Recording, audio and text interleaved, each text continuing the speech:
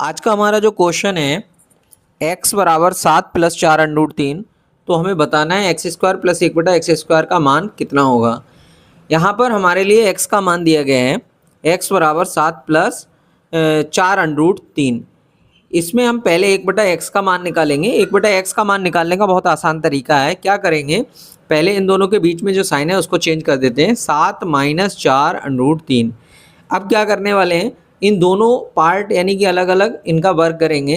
जैसे 7 का वर्ग हमने करके देखा तो यहाँ आया 49। ऐसे इसका वर्ग करेंगे तो 4 का वर्ग हो जाएगा 16 और 3√3 का वर्ग हो जाएगा 3। तो यहाँ से 49 और 16 3 48, इनका जो डिफरेंस है वो अंतर निकालेंगे तो अंतर आया निकल के 1। इसका मतलब इनके बटे में 1 लगाना चाहिए। जो भी अंतर आता है, जैसे 2 आता तो बटे में 2 लगा देते, 3 आता तो 3 लगा देते। यानी जब x का मान इस तरह का दिया हो तो 1/x इस तरह से हम निकालते हैं, मतलब व्युत्क्रम निकालने का तरीका है। अब यहाँ पर आप x प्लस 1/x जब निकालेंगे तो दोनों को जोड़ देंगे। तो यहाँ पर प्लस का 4√3 माइनस के 4√3 से कट जाएगा, 7 और 7 जुड़ जाएगा। जैसे यहाँ पर हम लोग लिख सकते हैं 7 प्लस 4√3 और प्लस 7 माइनस 4√3।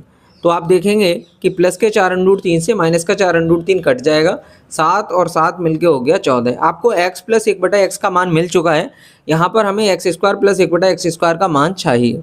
तो आपको पता होना चाहिए कि x प्लस 1/x से जब आप x² प्लस 1/x² का मान निकालते हो तो इसका सबसे आसान तरीका है कि वर्ग माइनस 2, यानी वर्ग करके उसमें से 2 घटा दो। जैसे x प्लस 1/x का मान हमारे पास निकल के आया 14।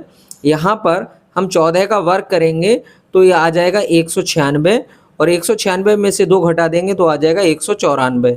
यानी कि राइट आंसर होगा 194, ऑप्शन बी।